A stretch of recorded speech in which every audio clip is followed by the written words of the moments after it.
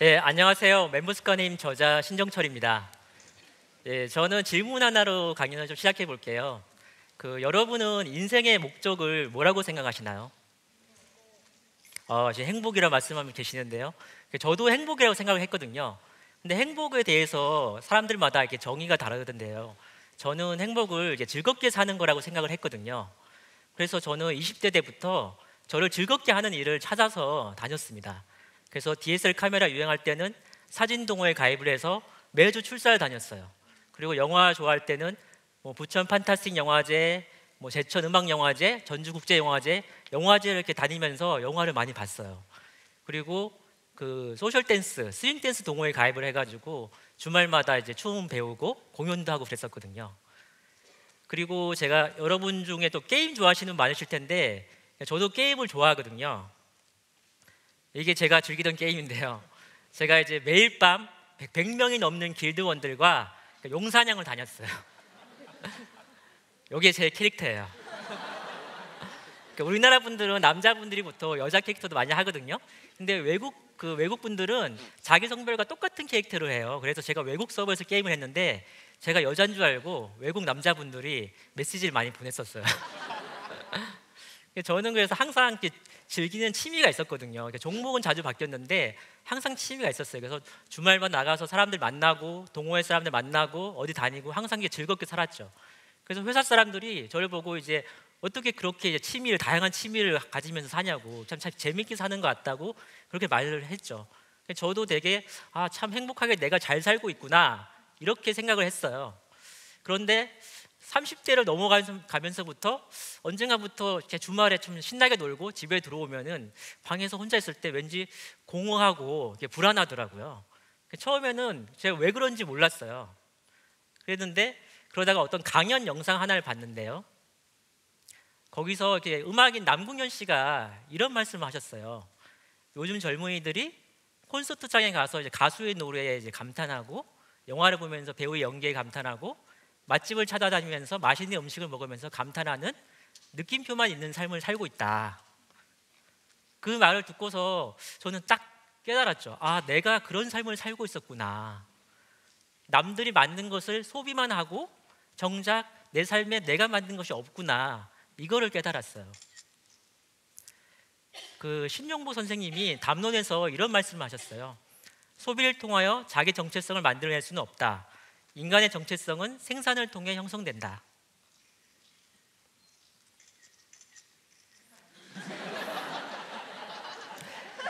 감탄하는 삶은 그때는 행복할지 몰라도 공허합니다. 왜 그러냐면은 감탄은 그 순간에 행복할지라도 제 인생이 달라지는 것이 없으니까요. 제 삶의 가치는 달라지는 것이 없기 때문입니다. 그래서 제가 내 삶에 느낌표만 있는 삶을 살고 있구나 깨닫고 나서 이런 생각을 했어요. 앞으로는 내 걸 좀 만들어 봐야겠다. 그래서 처음 시도해 본 게 블로그를 한번 해보려고 했어요. 그래가지고 블로그에 글을 써보려고 했는데 여기 보면 등록된 포스트가 없습니다 나오죠. 이게 5줄을 못 쓰겠더라고요. 이게 쓰려고 하는데 쓰려고 몇 번 시도하다가 결국 포기하고 방치했어요. 그래서 저기 지금 철거 중이라고 돼 있어요. 그래서 제가 여러분 저 보시기에 공부 잘하게 생겼나요? 네. 제가 학교 때 별명이 똘똘이 스머프였어요. 저 원래 공부 이렇게 좋아하진 않는데 이렇게 많은 분들이 저를 보면 공부 잘하게 생겼다고 이렇게 말씀을 하시더라고요. 그래서 고마운 면도 있는데 저 실제로 약간 공부를 좀 잘했습니다. 학교 때. 근데 학교 때 공부를 잘했어도 사회에 나오고 나니까 이 블로그에 제 생각을 담은 글 하나를 쓰지 못하겠는 거예요. 그래서 제가 생각해 본 게 우리가 학교 때 배웠던 그런 주입식, 암기식 공부로는 내 것을 만들 수가 없구나. 남이 만든 지식을 머릿속에 억지로 집어넣는 것만으로는 내 것을 만들 수가 없구나였어요. 그리고 그것도 남이 만든 지식을 억지로 집어넣어도 금방 사라지죠. 벼락치기 공부했다가 시험 끝나면은 머릿속에 지우개가 싹 지우잖아요. 그래서 학교 때 우리가 했던 그런 암기식 공부로는 내 것을 만들 수가 없다는 것을 저는 깨달았습니다. 그러던 어느 날 제가 노트를 한 권을 구입을 했어요. 그리고 메모를 시작했습니다. 그래서 책을 읽으면서 줄쳤던 문장을 노트에 옮겨 적고 그 부분을 읽으면서 떠오른 생각들을 노트에 이렇게 메모를 했어요. 그러니까 책 내용을 이제 그림으로 이제 표현하기도 했고요. 블로그에 글을 쓰기 전에 생각 정리하기 위해서 메모도 했습니다. 그리고 이제 세미나 같은 걸 들어갔어도 그 전까지는 그냥 이제 막연히 이렇게 듣고 있었는데 이때부터는 노트를 펼치고 강사분이 말씀하시는 걸 열심히 받아 적었어요. 이렇게 2년을 꾸준히 제가 메모를 했거든요. 이렇게 2년 동안 꾸준히 메모하다 보니까 신기한 일이 벌어졌어요. 제가 이제 노트에 메모한 내용을 가지고 글을 쓰기 시작한 거예요. 이거는 이제 미생의 윤태호 작가님의 강연을 들어가서 제가 메모한 건데요.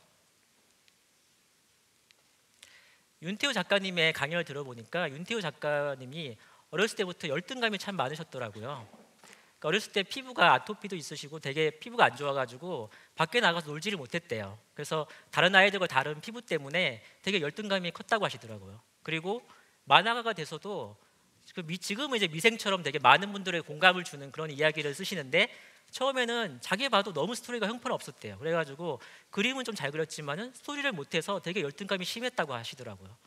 그런데 윤태호 작가님은 그런 열등감이 생겼을 때 그것을 회피하지 않고 직면하고 하나씩 극복을 하셨더라고요. 그래서 제가 그 강연을 듣고 나서 이분의 그 스토리가 아들러 심리학의 열등감과 연결시켜서 글을 쓰면 좋겠다 그런 생각을 했어요. 그래서 강연을 듣고 나서 제가 아들러 심리학 해설책을 찾아가지고 이렇게 책을 읽으면서 또 메모를 했습니다. 그 책을 읽으면서 떠오른 생각들을 또 메모했어요. 그리고 그 생각들을 모아가지고 내 안의 열등감과 만나는 방법이라는 글을 썼어요. 이걸 이제 LG전자 블로그에 제가 기고를 했는데요. 이 글이 되게 반응이 좋았어요. 그래서 포털에서 윤태호 작가님 이름을 검색을 하면은 가장 많이 본 걸로 이제 상위에 떴었어요. 여러분 겨울왕국 애니메이션 보셨죠? 예, 저도 이제 제 첫째 애랑 같이 가서 재밌게 봤는데요.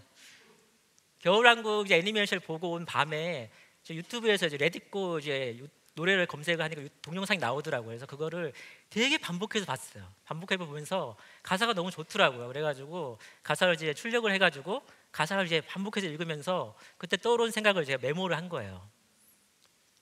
그래서 이 메모를 가지고 제가 또 글을 썼는데 레디꼬 노래 가사에 숨겨진 의미의 해석이라는 글을 썼어요. 이 이제 레디꼬 노래를 보면은 엘사의 성장 과정이 거의 나타나 있거든요. 그 성장 과정을 프로이드의 어떤 성격 이론과 연결시켜서 이제 글을 쓴 거예요.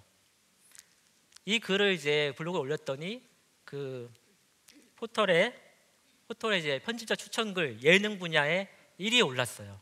예능 분야에 보통 드라마나 그 예능 프로 이제 그런 리뷰로 올리지 않으면 점수로 올라가기 힘들거든요.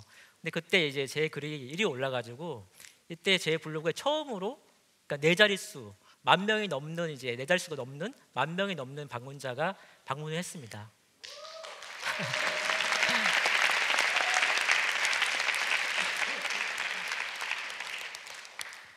그래서 제가 이제 노트에 메모를 하면서부터 신기하게도 블로그에 쓰는 글이 읽어주는 분들이 많이 늘어나는 거예요. 그 전까지는 방문자 수가 한 2자리밖에 안 됐거든요. 2~3자리. 뭐 10명, 20명, 뭐 50명 이랬는데 블로그에 제가 노트에 메모를 하고 그 노트에 메모한 걸 가지고 이제 글을 쓰다 보니까 이게 다른 분들이 되게 많이 읽어주시기 시작한 거예요. 그래서 그때 2014년 10월에 블로그 방문자 100만을 넘었고요. 지금은 이제 200만을 좀 넘었습니다. 그리고 그 요즘 큐레이션 미디어들이 있잖아요. 그 큐레이션 미디어에서 제 글을 받아가서 거기서 이제 실리고 있어요. 그래서 이런 큐레이션 미디어를 통해서 제 글을 더 많은 분들이 읽어주고 계십니다.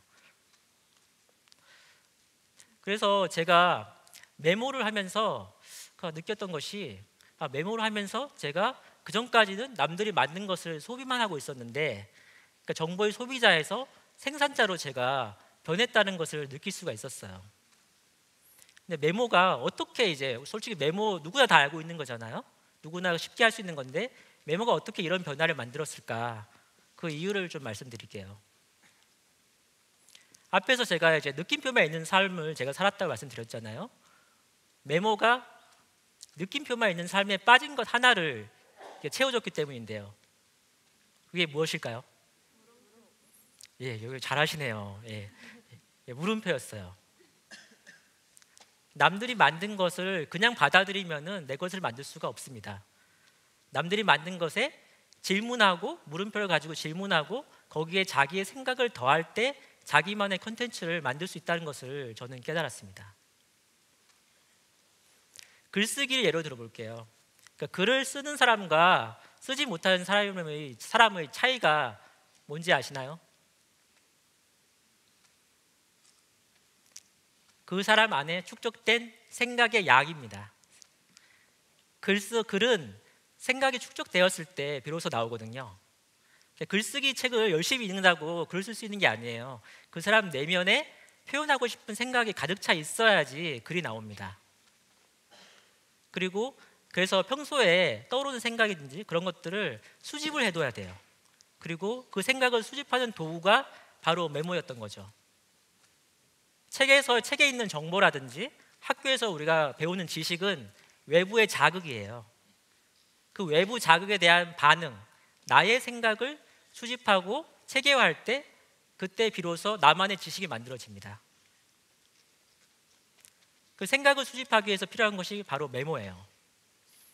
진짜 공부는 외부 자극을 머릿속에다가 막 집어넣는 게 아니라 외부 자극에 대한 나의 반응, 생각을 차곡차곡 쌓는 것입니다. 이렇게 나의 생각을 수집할 때 나만의 컨텐츠를 만들 수가 있어요. 그래서 예로부터 자기만의 컨텐츠를 만들고 글을 썼던 분들은 메모를 강조했어요. 그래서 다윈이라든지 몽테뉴, 정약용 같은 분들은 메모를 열심히 했죠. 예로부터 그러니까 창작하는 사람, 글을 쓰는 사람들은 공공연한 비밀이 바로 메모였습니다. 그래서 제가 가져왔는데요. 이 그림에 있는 노트인데요. 저는 이 노트에 이제 제 생각을 이렇게 수집을 했어요. 그래서 이 노트에 제 떠오른 생각을 이렇게 메모를 해두면은 그 생각을 씨앗을 심어두면은 시간이 지나면서 그 생각이 자라나서 한 편의 글이 되고 그 글이 모여서 제가 책까지 쓰게 되었습니다.